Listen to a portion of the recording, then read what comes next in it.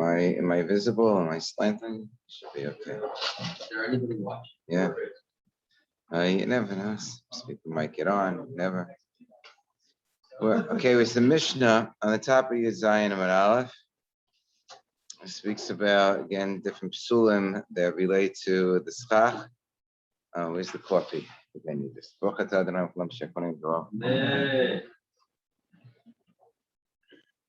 We know you can have puzzle schach from the side of any of the walls of the sukkah up until 4 amos. That's called dofen akuma. It's called a crooked wall. So that's okay. But what if instead of having crooked schach that would effectively extend the wall, you have nothing, you just have airspace? So the Mishnah says that if you have 3 tvachim or more of airspace, that's going to disqualify the sukkah in the sense that the schach won't be considered to be connected to the wall. So if you need that wall because you need at least 3 walls of the sukkah, and without it you'll have 2 walls or less, then that's going to disqualify the sukkah. That's the first halacha. Hirchik esasichu chamina defanos shloshet fachim psula. That's going to be an invalid sukkah because it disconnects the wall from the schach when you have an airspace of 3 tvachim from the side. We'll see that even if you have an airspace of 3 tvachim in the middle of the sukkah, it's going to divide one half of the sukkah from the other half of the sukkah, so that also will disconnect whatever is on the other side of the airspace from the part that was previously connected and the wall that was previously connected. So you'll have the same problem. If I have a house, it's nice. The house, we'll assume, was made up of wooden boards, maybe even without plaster, wooden boards that could have been potentially kosher for a sukkah, except that we already had that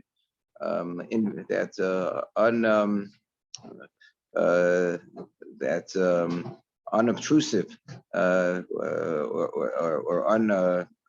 should say invisible din that does not appear anywhere explicitly in the Gemara, Xeris HaKasuv, that we quoted from Rashi, that sukkah has to be something which is not beso. It has to be something which is not your actual house. So even if your house would otherwise have had kosher schach, if it was made for living during the year and you didn't do anything to the boards, so then that sukkah would be disqualified based on the fact that tasev lo mina asoy, that it wasn't put up for the purposes of serving as a sukkah. So if I had a house where there was a hollow area, maybe some type of a skylight that was created in the middle of the sukkah by a shenivchas, and now that area is at least 7 by 7 tvachim, and I want to put schach in that area, but there's still a surrounding area that didn't become hollowed out. It's still sort of these old wooden boards that are disqualified because of tasev lo mina asoy, and you put schach in that middle area. So then is this going to be a kosher sukkah in the middle area if I sit underneath it? It depends. If there is a distance of 4 amos of this non-kosher, invalid schach, because the boards were not placed for purposes of being a temporary dwelling, but were just part of the house where one lives the rest of the year, and one didn't maneuver them, one didn't shake them in any way. So then Pasula, that also would be puzzle if I had 4 amos or more of schach, because I wouldn't be able to puzzle schach, because I wouldn't be able to say dofen akuma. And similarly, if I have a courtyard which has a kind of like a portico around it, so that I have mechitzos on the side of the courtyard, and then I want to make a sukkah in the middle of the courtyard. So if I have this protruding overhang, shall we say, this portico that protrudes, so that's an overhang, and now I want to put kosher schach in the area in between, say, the overhang on the 3 sides, on the 4 sides, whatever the case may be. Let's assume that there would be 3 overhangs, and I'm going to put schach on top of the overhangs. So the overhangs we'll assume are such that you had that they were made out of, say, metal rods or things that are mekabel tuma, that are definitely non-kosher altogether for schach. And I'm just closing up the area in the middle with kosher schach, and I want to sit underneath it. So this too is only going to be kosher since the walls are all the way to the side. If I can say dofen akuma, so it also would only be good if the non-kosher schach extended for less than 4 amos. Unless you put dofen in the side of the opening of that parallel to the wall. You could potentially put pillars. You could put what we call pitzimin. You could put pitzimin.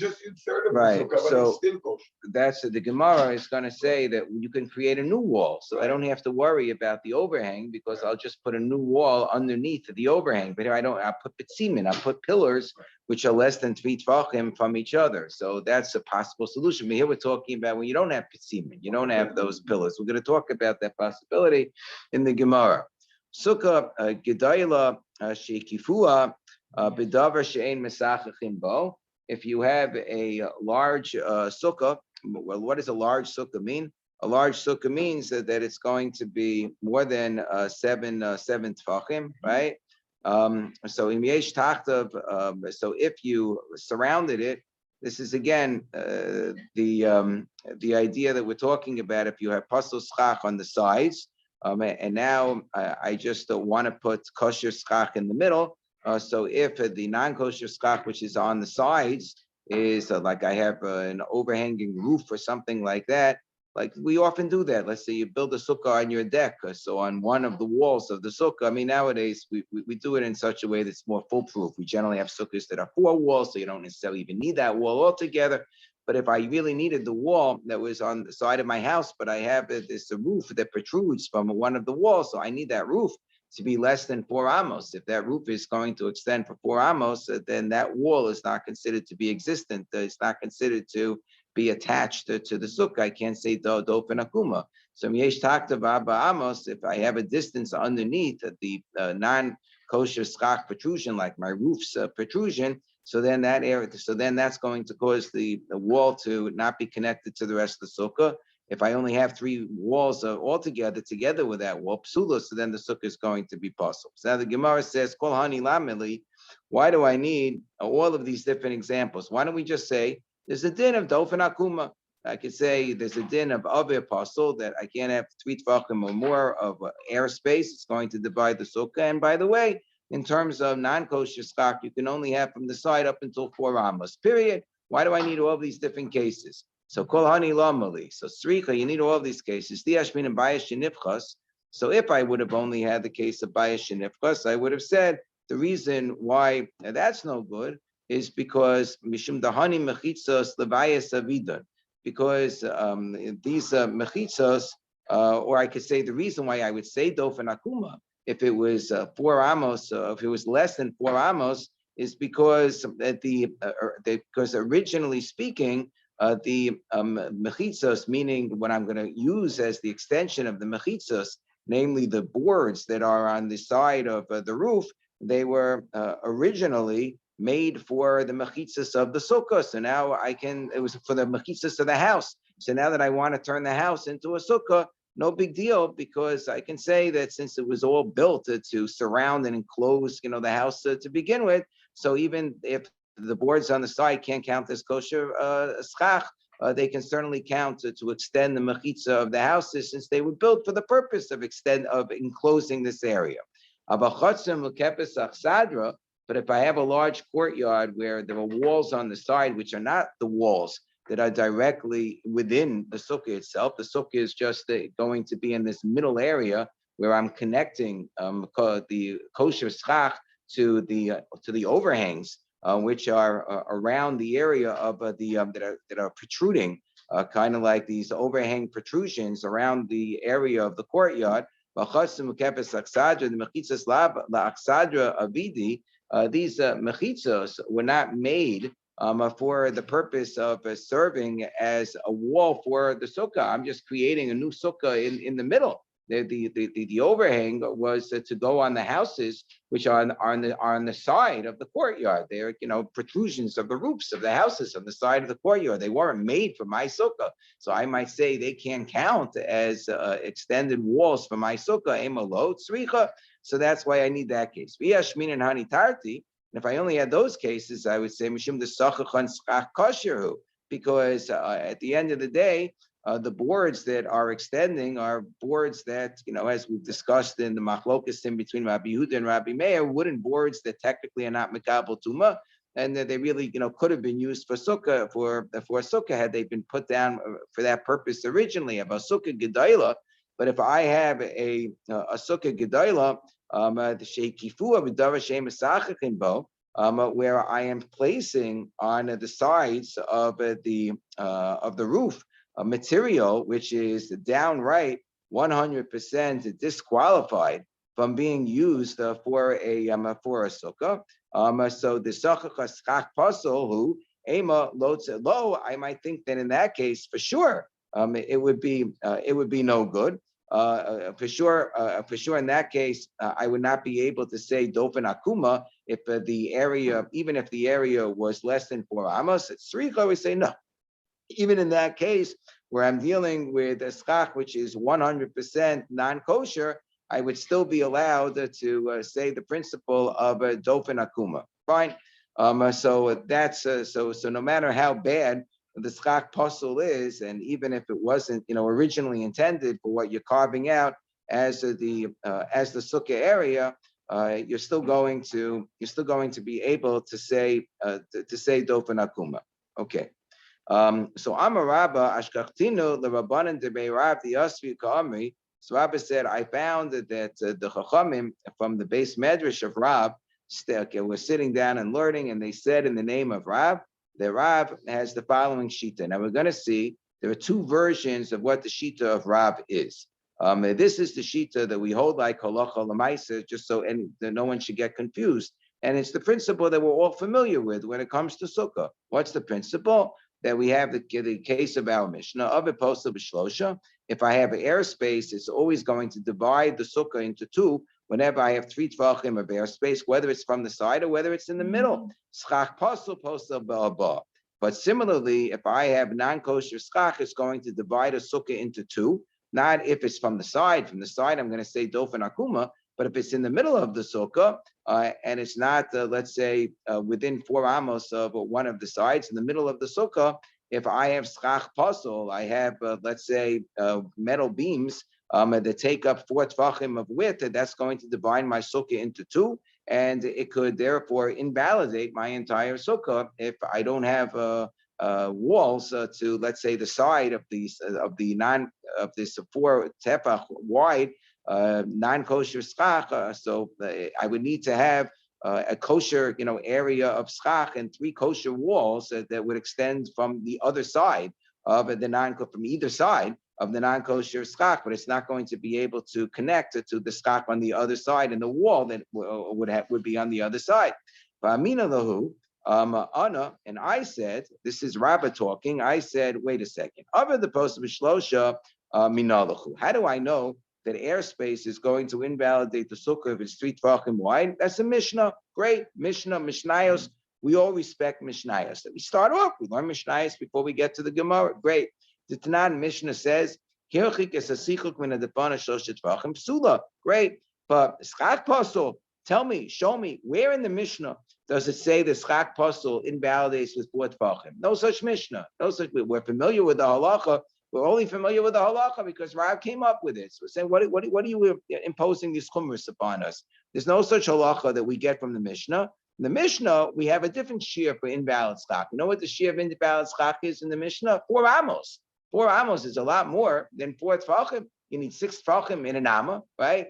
4 amos is 24 tvachim. So what are you invalidating with 4 tvachim? You can go up until 24 tvachim. Schach pasol nami lo lifts amos. Even if it's in the middle of the sukkah, it shouldn't cause the sukkah to become invalid or separate, or have one part separated from the other part, unless you have an expanse of 4 amos of an invalid sukkah. So after all, let's look at the first case in the Mishnah. I have a house that becomes hollowed out in the middle, and I put the skak in the hollowed out area of the roof. In Yesh Bein Asikuk L'Koisel Dalet Amos, we said that if the invalid skak from the side of the walls extends for an area of 4 amos, it's psula, but less than that would not be possible. For Amuli,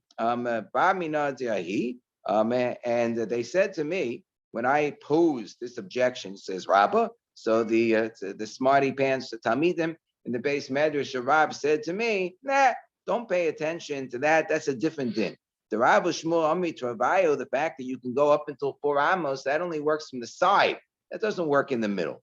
Mishum dofen akuma naguba. That's because we're extending the wall. Extending the wall is different from having skak puzzle, which is splat in the middle of the sukkah. And I said to them, well, let's see how this plays out according to your opinion. According to your opinion, if I would have skak puzzle in the middle of the sukkah, which is less than 4 tefachim wide, and then I would have airspace right next to it, juxtaposed next to it, which is less than 3 tefachim wide. So how much do I have altogether that's no good in your opinion? I have more than 4 tefachim together. I might have airspace, which is 2 tefachim. Let's say I have skak puzzle, which is 3 tefachim. I have an airspace, which is 2 tefachim. 3 plus 2 equals what?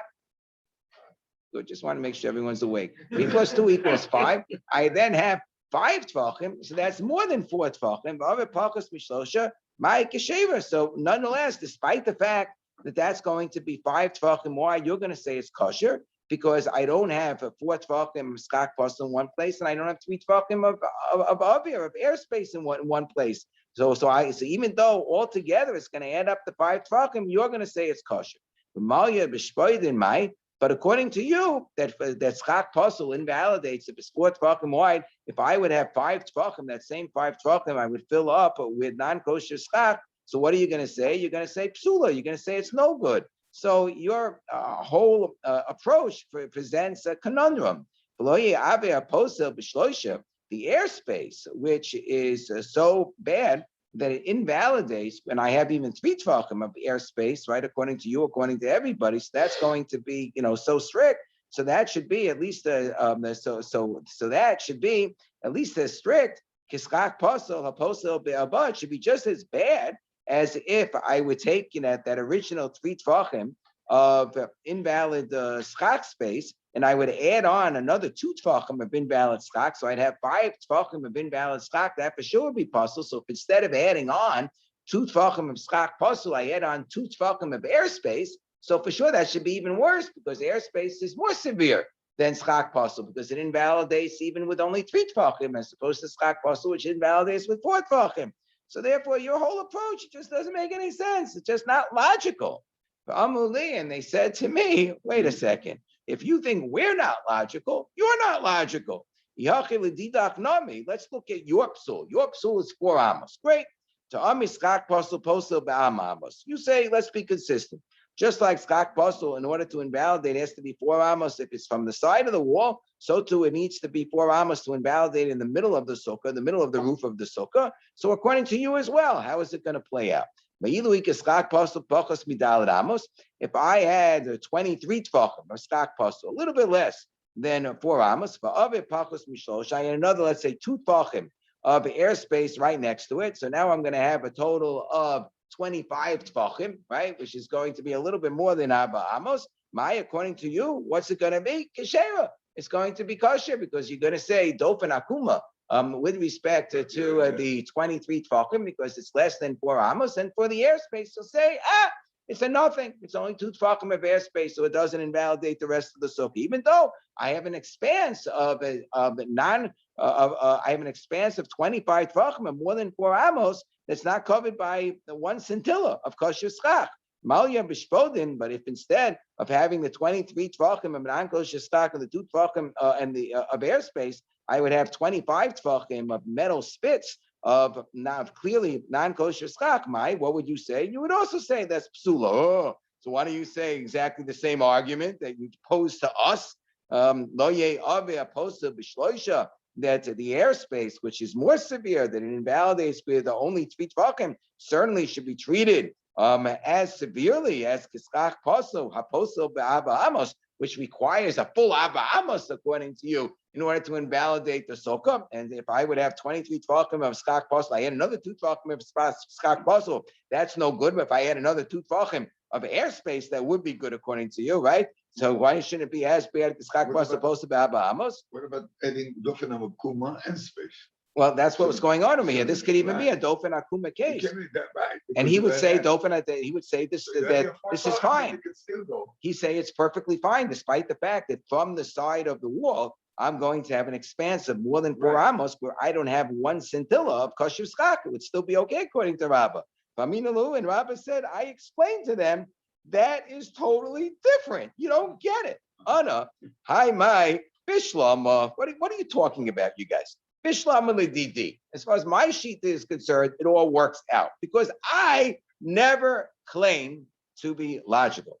Tamina Abba Amos. I said 4 Amos. Why they say Abba Amos? Because that's a halacha l'Moshe Misinai shear. That's, we say shiur and halacha l'Moshe Misinai. That this amount invalidates, and any amount less than that doesn't invalidate. That's a halacha l'Moshe Misinai. It has nothing to do with what's considered to be a large enough distance that separates one part of the sukkah from the other part of the sukkah. Obviously, 4 amos, well, even a little less than 4 amos, is a pretty considerable distance.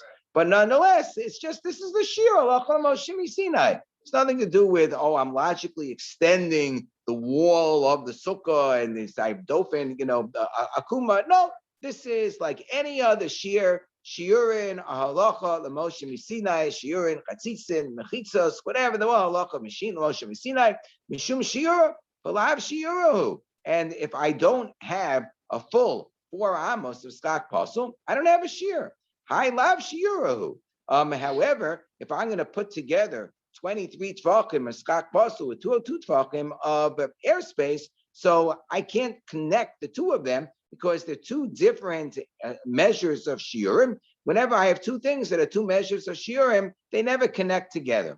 Kiman, that's a general principle of shiurim. Kiman lo shavu shiuraya lo adodi. I have one thing that's mitami with kazayas, the other thing with a kadosha. They don't go together. Okay. Kiman lo shavu shiuraya lo adodi lo mitztarfi. They don't get combined. But you claim to be logical. I'm going to claim to be logical. So that you're bound by principles of logic. You're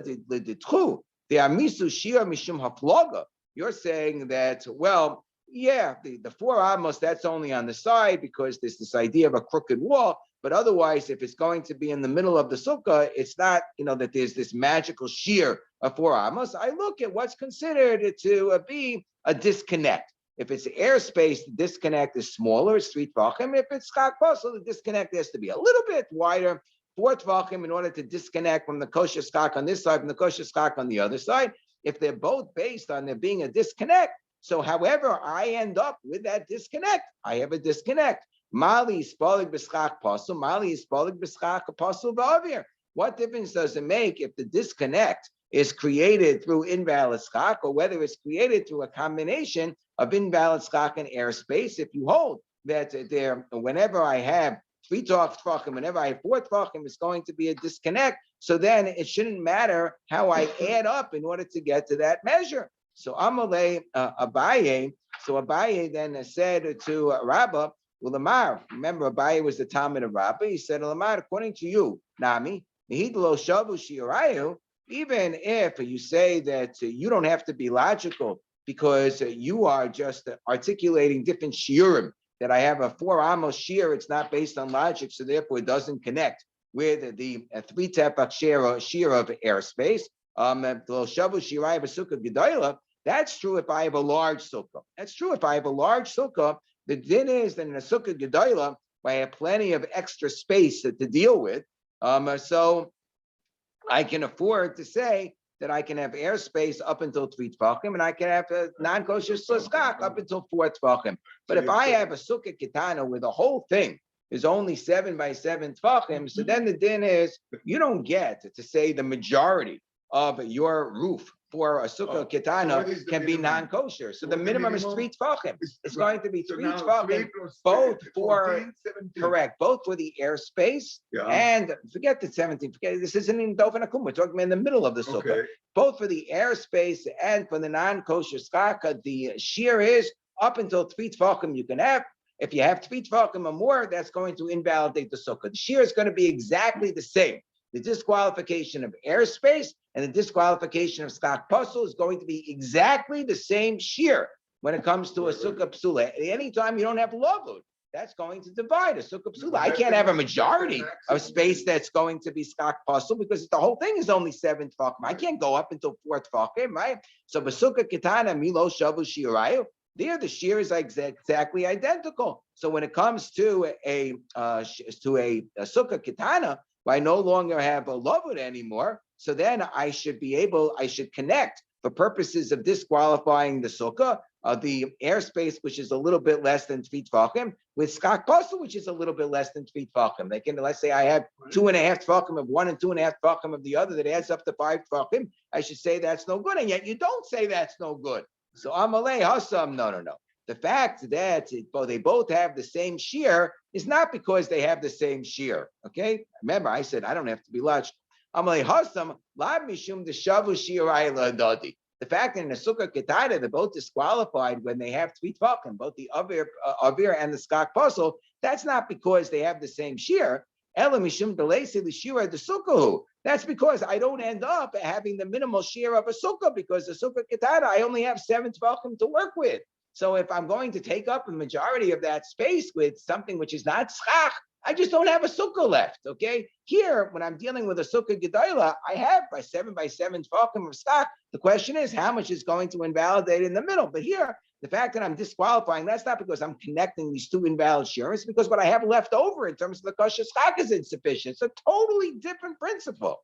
Because now the Gemara asks, is it really true, even if I don't have to be logical, when I'm dealing with the halacha l'moshe misinai domain of shiurim, is it really true that I don't connect things that don't have the same shear? Let's talk about the realm of tumah v'tara. Whenever the shiurim are not identical, they can't combine, but it's not true, because we know when it comes to which types of garments are going to be susceptible to receive the type of tumah, which is called tumas mishka b'mosha. If somebody is a zav or a zova, and they step on an item, or they want to sleep on an item, they want to sit on an item, and it's a type of item which is set aside for sitting and sleeping and resting and that type of thing. So it could be susceptible to the tumah of a mishkav and moshav, right? Or medras of the zav.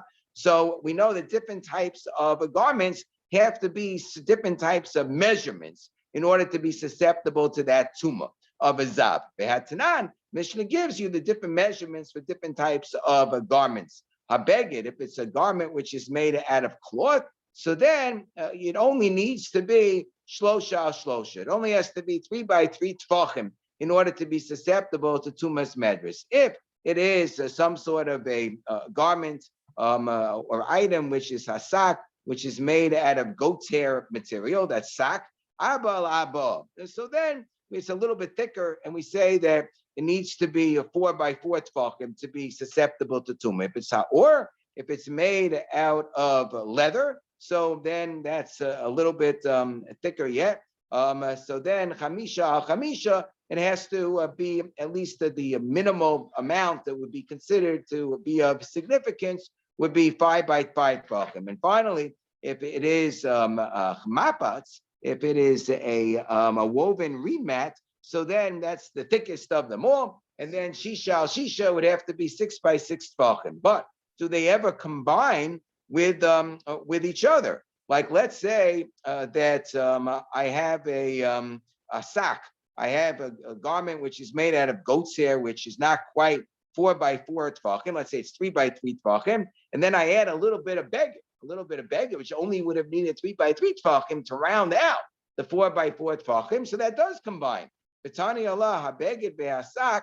If a hasak behaor behamapats mitzdarfin zeh im zeh. that each category that requires a larger shear, if it doesn't have that larger shear, so it can combine with a little bit of one of the categories below it that required a lower shear in order to create that larger shear that it needed. Because, if the beged itself would have only needed 3 by 3 tefachim, and now I have a sock with 3 by 3 tefachim, and I'm adding on a beged of a tefach by a tefach to make the sock into 4 by 4 tefachim, so for sure that should be tamei as well. So we say no, that's not because shiurim necessarily join with each other. That's because it really depends on the direction. And it wouldn't always necessarily be the case that I'm combining the directions, that I'm combining the different items. If I had a beged, which was, let's say, 2 by 2 tefachim, the beged is the most chamor, and now I want to fill out the shear, so I'm going to take some sock that normally requires 4 by 4 tefachim, and I'm going to add a tefach by tefach of the sock,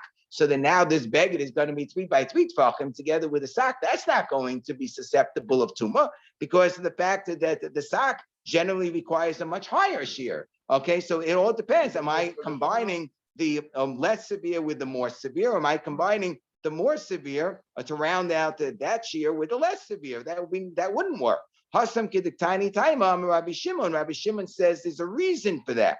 Matam ho'il v'roy l'tamei Moshe. Because once I have the lesser, the more severe one added on to the less severe one, so the more severe one would have, conveyed tumah even had it been less. So that's based on totally different considerations. Because there I actually have some sort of a logical puzzle that what am I looking for? I'm looking for what is the total amount of material that would cause a zav to regularly use this to sit upon. And if I have the type of material that I'm just adding on a more stricter type of material where I would have needed less onto a more lenient type of material in order to get the shear that the lenient type of material requires, so then I basically have what I need. Kiddutanan, and the reality is that whenever I add on a tefach of either one, there is some sort of a usage that a tefach could conceivably serve under all circumstances, because the Mishnah says, Kiddutanan, hamekatzea mikulan.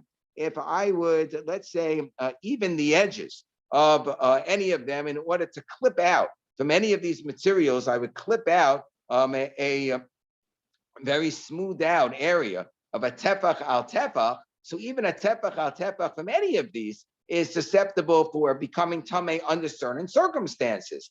Tefach al tefach l'may chazi. What would a tefach al tefach be good for? So Rabbi Shimon ben Lakish, Yishum Rabbi Yanai, a tefach by tefach from any of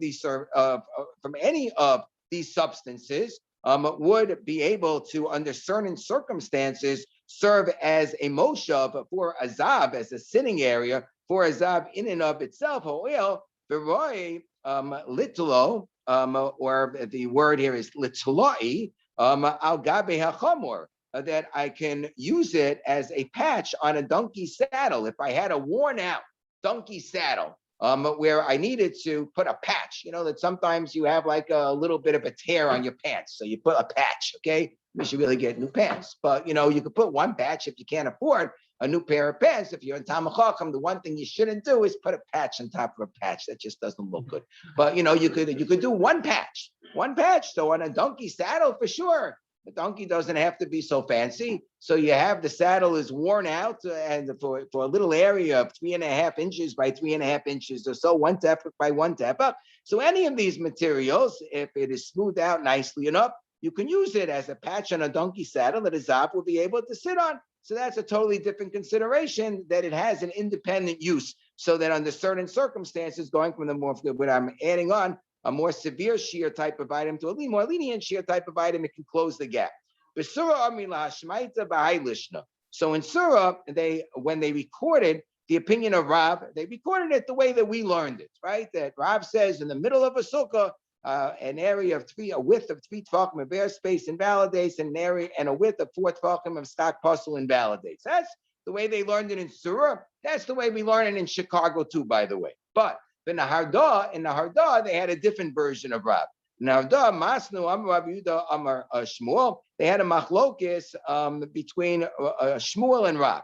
So it's not a machlokis between Rabbah and Rav, it's between Shmuel and Rav, and Shmuel is the one who says like this. Shmuel says schach, or the way Shmuel says works, right? Schach pasul be'emtza pasul ba'ba. He says or like Rav said in the previous version, in the way we would say that if you have schach pasul, it's going to invalidate in the middle of the sukkah. It has a width of 4 tefachim. Posel ba'ba. Mina be'emtza posel ba'ba. Comma. Mina tzad posel ba'ba. Amos. And from the side, where you have a principle of dof and akuma, so then you can have schach pasul up until 4 amos. Rav Amar, and Rav says, it says either way, it's going to be 4 amos. So here in this version of Rav is saying that that the amount of a schach pasul that you need to invalidate the sukkah is kind of like what Rav said in the previous version. It doesn't invalidate unless you have 4 amos. So tonight, we had the case that we discussed the other day in the Mishnah. If you placed a board that's 4 tefachim wide, we said that is keshera. Okay, so bishlam al-rab. So 3 and 1. Extend 3 and 1. No, if I have a board on top of the sukkah that's 4 tefachim wide, so it's going to be kosher in certain circumstances. We have to figure out when, according to these two versions of Rab. So bishlam al-rab da'ama bein be'emsa bein minatzad be'aba amos. According to this latest version of Rab, who says that it doesn't invalidate unless I have 4 amos. I understand that's why it's kosher. 4 tefachim, no problem. According to Shmuel, that it invalidates 4 tefachim in the middle of the sukkah. So why would this be okay? The answer is like Yigal says. No, we're talking about 4 tefachim from the side that works as dope and akuma. No problem. Tashma, we got to go a little faster. I see. Shnei sadinin. If I have 2 sheets together, so they would combine for a schach pasul. If the 2 sheets together add up to 4 tefachim, shnei nesarim, or whatever the shear would be. Shnei nesarim ain't mitzdarfim. But if I have 2 boards, so then they don't combine to pasul the sukkah, right? And Rabbi Meir says no. The 2 boards would also pasul to invalidate the sukkah. So let's focus, I guess, on what Rabbi Meir is saying. So bishlam alach lishna da'amar Rab emim sabein mitzad ba'amos. According to the second lashon, that according to Rab, it always invalidates. It only invalidates if you have schach pasul or width of 4 amos, even in the middle of the sukkah. So my mitzdarfin. So what is he talking about when he says that it would combine together? So it means that the mitzdarfin l'dalet amos. That this, remember, Rab is the one who says that the machlokis between Rabbi Meir and Rabbi Yehuda is only if you have a neser or that is 4 tefachim wide to begin with. So he says that that would be considered to be schach pasul, right? According to Rabbi Meir. So Rabbi Meir is saying each piece is schach pasul, and if I put all those pieces together until it adds up to 4 amos, so that's going to invalidate the sukkah. But according to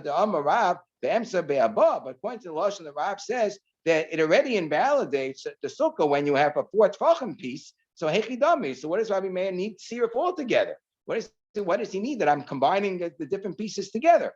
Ispahu dalid. If it's 4 tefachim wide, so it already invalidates. It's the roof face. So all I need is a 4 tefach board in order to invalidate the sukkah. It doesn't have to combine with another 4 tefach board. Ispahu dalid. And if it doesn't have 4, it's not 4 tefachim wide. According to Rab, Rabbi Meir never invalidated that. According to Rabbi Meir only has a problem with a wooden board that's 4 tefachim wide in the first place. If it's less, you know what that's called? That's called kosher schach. What's the problem of putting one piece of kosher schach next to another piece of kosher schach? Kan you be ameninu? So we say the olam to isbu arba. So we say no. We're talking about where it is the 4 tefachim, and it would be a problem according to Rabbi Meir. But the reason it's not a problem is because it's from the side, so it would be dope and akuma up until 4 amos. So it means it combines together to add up to the 4 amos, but you can't say dope and akum anymore. Tashma, schach bin nisarin shel eres. Sheish ben dalet. If you made schach out of boards of cedar wood, which are 4 tefachim wide, divrei hakol pasulam. So everybody would say that this is pasul. Ein ben dalet. Rabbi Meir postel, Rabbi Yehuda machshir. If it doesn't have a 4 tefachim, so then Rabbi Meir says that this is no good. This is like the way that we explain the machlokis, right? According to Shmuel, it's consistent with his shita. They only argue if it's less than 4 tefachim. If before tefachim, everybody would say that it would be pasul. Amen. Rabbi Meir posted Rabbi Yehuda machshir. Rabbi Meir would say that's no good, and Rabbi Yehuda would say that that is good. Okay, Rabbi Meir says as long as it's 3 tefachim or more, so that would be a problem. Rabbi Meir agrees Shemyesh bein nesel and eser kimo neser, that if I have between each board, I would have an equivalent area of space. Sheminiach pesel beinam, where I would place kosher skach in that empty space in between. That would be fine, and it would be ukashera, and it would be perfectly kosher, regardless of this case that I'm talking about. Meaning that even if I had a case where the boards were 4 tefachim wide, he would say that this would be good enough. So bishlama lemanda amma bein be'emtza bein minatzad b'dalad amos. So I understand, according to the opinion that says that whether I like this version of Rab, the second version of Rab, that says that whether it's in the middle or whether it's from the side, I need 4 amos in order to schach pasul to invalidate the sukkah. So I understand, even if the board itself is not kosher, since I have kosher schach in between, I don't have one expanse where I have a straight area, 4 amos of schach pasul. So I understand why that's going to be kosher. But according to the opinion that says be'emsa be'abba, that in the middle of the sukkah, schach pasul is going to invalidate with 4 tvachim. So here I have 4 tvachim in the middle. Who cares if in between one piece of invalid schach of 4 tvachim and another piece I have valid schach of 4 tvachim? I don't have 7 tvachim in one place. I don't have a sukkah which is 7 by 7. Every single time I have 4 tvachim in the middle, it divides the sukkah into 2, right? According to this opinion. Yeah, now we're going to it again. So Amai Kasher, we did allude to this Gemara, correct? And therefore you can anticipate the answer. The answer is that I'm talking about where I have Dof and Akuma from the 2 different sides, and when I get to the middle, I have a sukkah which is a total of 8 amos, and when I get to that little middle area in the middle of the 8 amos, the end of the Dof and Akuma, I have a pestle on this side, I have a pestle on the other side that come together. So I have 8 tvachim of kosher schach in a continuum, and that's why the sukkah is going to be kosher. So I'm a put a it's only a total of 8 amos. I put 4, 8, 4, 4, 4, 4, 4, 4, 4, right? Which is this is a total of 24 tefachim, which is 4 amos, right? But the last piece going from right to left is going to be a pesel. And I have 8 times 3 or 4 times 6, 24 tefachim, 4 amos from the other direction, from the left direction. And the last piece going from the left direction is also going to be what? It's also going to be a pesel. I have 2 pestles in the middle. 2 pestles create a space of 8 tefachim of kosher sukkah. QED, that's good. I have 2 psalim in the middle. Great, fine, done. Amar Abaye. So Abaye says, Avir, airspace. A gedayla, we're talking about airspace of 3 tefachim in a large sukkah. And now I make it smaller. How do I make the airspace smaller? I put some non-kosher stock in the middle of it, right? Whether I'm going to use a wooden chip, which would technically be kosher sukkah, right? A reed, or a metal spit, which would clearly not be kosher stock. I don't have now 3 tefachim of airspace in one place. Having miyut besukah, and then having miyut, period. So that's going to be good. Besukah ketana, as long as I have a straight area of 3 tefachim, which doesn't have kosher sukkah, I'm not going to be left with the majority of kosher sukkah, kosher schach, in the sukkah, because I need 7 tefachim. I'm not going to have a majority if I'm going to get to Lovewood already. Besukah ketana, I'm not going to have the requisite amount. I'm not going to have a significant space of even 4 tefachim. So I have no share that counts as anything substantial. So besukah ketana bekanim abimiyut. So if I close off the airspace by putting like a very thin wooden chip, so that's kosher stock. So that's perfectly fine. But if I use a thin metal spit, so I still have that Lovewood problem of the 3 tefachim in the sukkah ketana, which does not have kosher stock to it. So therefore, that's going to be a problem. Lo avimiyut, because in a sukkah ketana, I can't have any kind of Lovewood whatsoever to shorten the space of the skak that I need in order to make a sukkah ketana. The sukkah ketana cannot have any kind of area which would not fall within Lovewood, where I don't have a continuum of a kosher stock for a 3 tefach expanse in a sukkah ketana. Everybody agrees that would be possible. But this is all if we're talking about from the side of the sukkah, from the side of a be'emsa pligi ba ravacha v'ravina. But if it is in the middle of the sukkah, so then I have a machlokis between Rav Acha and Ravina in the middle of a sukkah. What's the machlokis that I have in the middle of the sukkah? Where let's say I have an airspace of less than 3 tefachim, which is not next to the wall itself. So Chad Amar Yesh Lavud Be'emsa. One opinion, one of them says that there is a principle of lavud in the middle of the sukkah.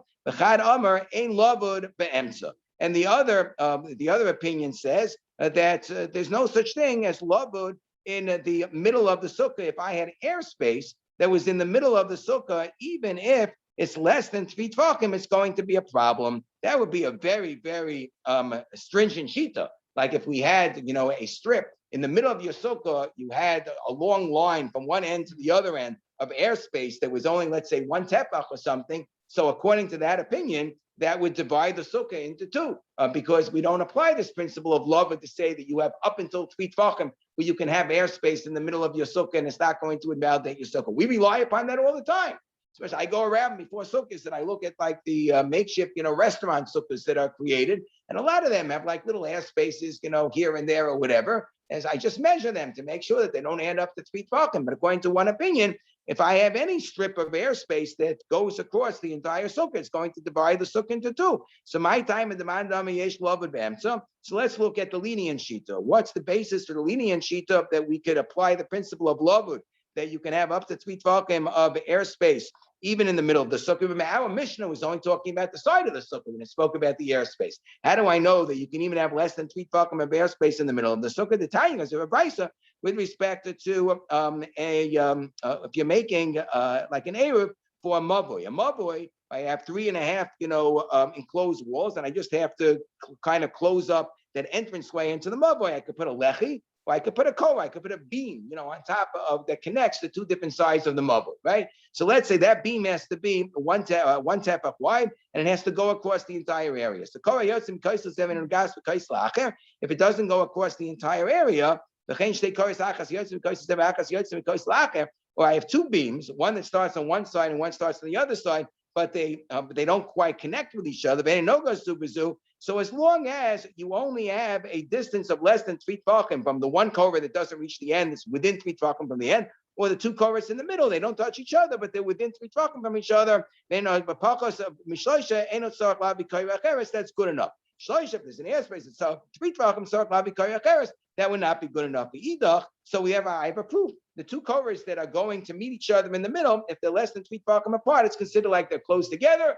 So the ergo, that shows me that I say lavud even in the middle, because I say lavud to connect the 2 beams with each other in the middle. One beam coming this way, one beam coming the other way. In the middle, they're within 3 tefachim from each other. It's considered to be closed off. So he said, the other sheet that says I don't say lavud in this says that case is different. Shiny goes to a bottom. That's talking about closing a chutzir, where really it's a shisarabim deraisa anyway. The whole thing is a chumar midrabanan. We can be makeover. A sukkah say shivas yamim. That's a din deraisa. If I have a din deraisa, I don't rely upon lavud in the middle of the space. Okay, so my time in the mandama ain't lavud bam. So what's the reasoning?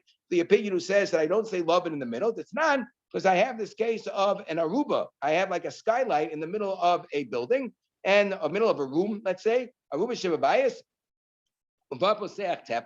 And it has an expanse of a tefach, meaning that it's a tefach wide, a tefach tall, and so forth. So tuma b'bayis, if there is, let's say, a dead person in the house, so kulo tameh, the entire house is going to be tameh, but the aruba has kind of like this airspace above it that enables it to be separated from the rest of the house. It doesn't have too much oil because it's not enclosed on the top. So mashikineged aruba tahor. So the floor space, which is right opposite the skylight, is going to be tahor. So tuma keneged aruba, but if the tuma, the dead body or the piece of dead body that would convey tuma, let's say it's like a skull or something, would be right underneath the skylight. So then the rest of the house is separated out, and the tuma only goes out through the aruba. Okay, so what about ein ba'aruba posech tefach? What if the aruba was not a tefach wide? It's less than 6 tefachim wide. Oh, It's not, if it's less than 6 tefachim wide, how wide could it be? It could be 2 tefachim wide. It could be a width which is actually within the bounds of lavud, right? Within the bounds of lavud, but we're not going to close it off. We're still going to say the din is going to be exactly the same. The din will be different when it comes to other, halachas, but for this halacha, the din is going to be the same. Tuma babayis keneged aruba tahor. If the tuma is in the house, it's the same thing. So whatever is next to the air, to the skylight on the floor that corresponds to the skylight, that area is going to be tahor because of the fact that it doesn't have an enclosure. What do you mean it doesn't have an enclosure? The opening is only 2 tefachim. Why don't I say lavud? That the whole thing should be considered to be closed. So we see we don't say lavud be'emsa. Tuma keneged aruba. If the tuma is keneged the aruba, it goes out through the aruba and call it bayis kular. The rest of the house is tar. Either. So we see we don't say lavud. You don't say lavud in the middle. So how can you say that lavud is applied in the middle? So we say, oh, come on. This is hilchos tuma. Nobody understands hilchos tuma. You ever try to learn that? All those. Be the shiny hilchos tuma. Come on, it's hilchos tuma. That's the way it's learned. Nobody gets it. Okay, Daki give me a look. Darish Rabbi Yehuda Bar Ilai. So Rabbi Yehuda Bar Ilai darshan as follows. He said, if I have a house which was sort of like hollowed out in the middle of the roof, and I put schak on the middle of the roof, so it's going to be kosher. So I'm in front of Rabbi Shmuel, Rabbi Yosef, Rabbi Parish. Rabbi Yoshua, Rabbi Yosef said, you got to explain what you're talking about. Kak Parish, my father, he always explained what he meant. Kak Parish Abba. This is what my father explained. Abba Amos Psula. It's going to be possible if I have non-kosher skak on the sides for a distance of, for an expanse of 4 amos, because I can't say dopen akuma. Pakas me Abba Amos is sheva, because you're depending on dopen akuma. You got to spell out what you mean. The Talmidim won't understand. So Darash Rabbi Yehuda Bar Ilai. Similarly, Rabbi Yehuda Bar Ilai Darshim Avruma. If you have a certain type of small fish, sharia, this type of fish is mutter, it's not considered to be a sheretz. So I'm in front of Rabbi Shmuel, Rabbi Yosef, Rabbi Parish. So he said again, Rabbi Yosef, you got to explain what you mean. Kakama Abba. My father explained this. Shamakam ploni asura. Now, bruma in a certain place where it is considered to be asur. Shamakam ploni muteris in a different type of river is considered to be permissible. In one type of river, this there are other non-kosher fish that get mixed together with it. And in a certain river, there are no non-kosher fish that get mixed together with it, so you can eat it. Jihad Amar Abaye, as Abaye said, similarly, if you have a high sachanasa, if you have a certain type of small fish that was preserved in brine, it's sachanasa, the Bab Nara, from the Bab River, okay, the Bab River, Sharia, so this is considered to be permissible. Why is it considered to be permissible? Because there were no non-kosher fish that would get mixed in. The concern was, this is the Rashi that's quoted when it comes to like checking bugs in vegetables and so forth, that when the non-kosher fish would get mixed in, so because they were so teeny tiny, you wouldn't be able to discern them when you would have the kosher fish, and therefore when you would eat the kosher fish, you would end up eating the non-kosher one as well, because little pieces of it, or they were they're tiny little fish, they would attach themselves to like the crevices of the skin of the other fish, you'd end up eating it. So my time in the Bab River, you don't have to worry, because in the Bab River you can't have non-kosher fish. So you'll say because of the fact that the non-kosher fish without their scales are not going to be able to swim in the water, because the water flows very, very swiftly. Because forget the scales for a second, they don't have a backbone, the non-kosher fish. So matzi kaim, they're not going to be able to be there. It's not true. We find them in that time, and we find them in the Bab River. You'll say because the water is salty, and the dog tummy, since it doesn't have scales, it's not going to be able to manage in salty water. That's not true. Even the non-kosher fish without the scales are able to manage to swim around in the salty water. Rather, it's simply because the mud, whatever that means, of this river, the Bab River, doesn't produce non-kosher fish. It's not a hospitable environment ecologically for them. So that's the reason. Fine. So I'm Ravina. So you have to explain, which river is good, which river is not good. You have to explain which type of roof is good, which type of roof is not good. Okay. So I'm Ravina. So Ravina explained, said, now that the Eitan River and the Gamda River flow into the Bab River, and the non-kosher fish therefore are able to flow from there into the Bab River and attach themselves to the kosher fish, and so that there's the very small kosher fish. So now that Sachanasa have become asira even in the Bab River. Idmar. So we learn the following: if you put schach on an aksadra in which there are pillars on the side, meaning that in addition to the walls that are surrounding the courtyard, you also had these pillars, okay? So you have, additional walls that can serve as the walls of the schach itself.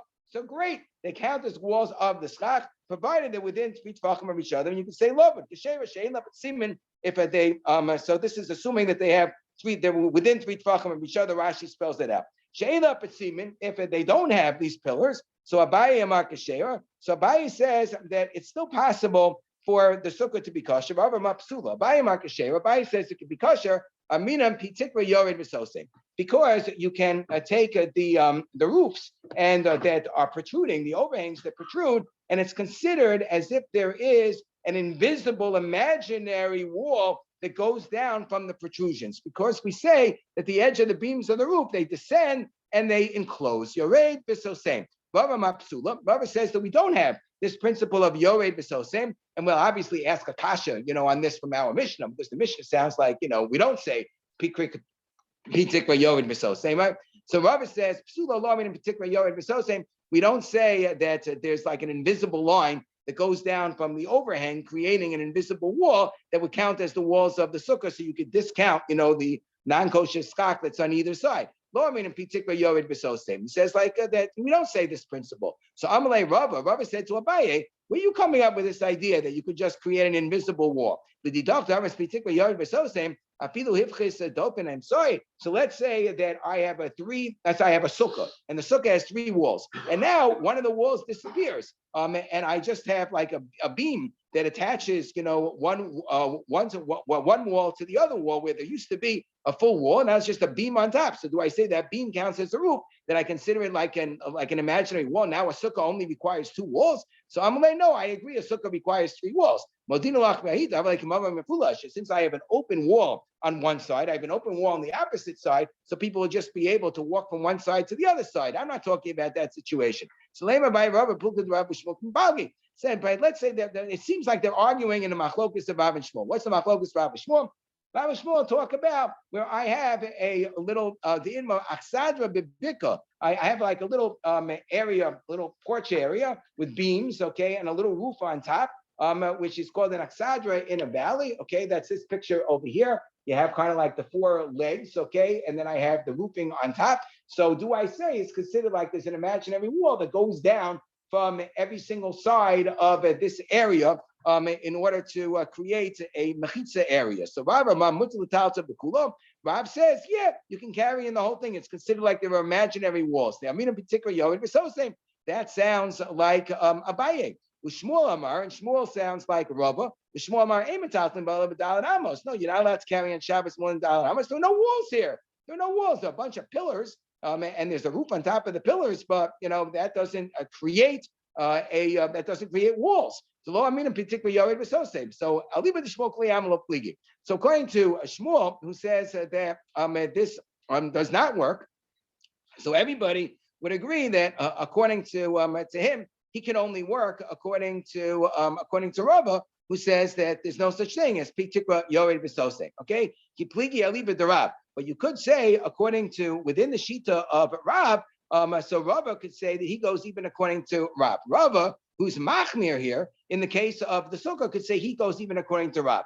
Abaye Kirav, Abaye is going like Rav for sure. For Rava, Abaye, who is the makel, for Rava Amar, and Rava says, no, I, who am the machmir, can be going even according to Rav. There,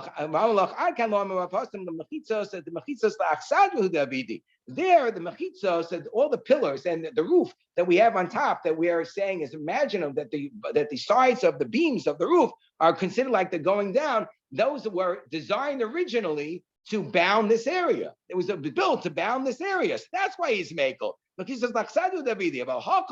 in the case of the sukkah, where the roofs were originally designed for the houses that were on the side, and not for the sukkah that I am now going to be building in the middle.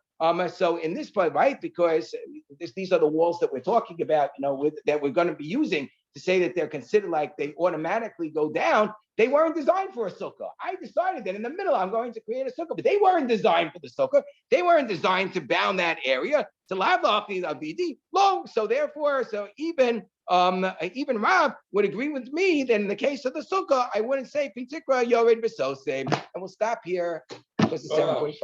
Okay, good to see you. It's 7:45. Time to down. Time shop. Okay.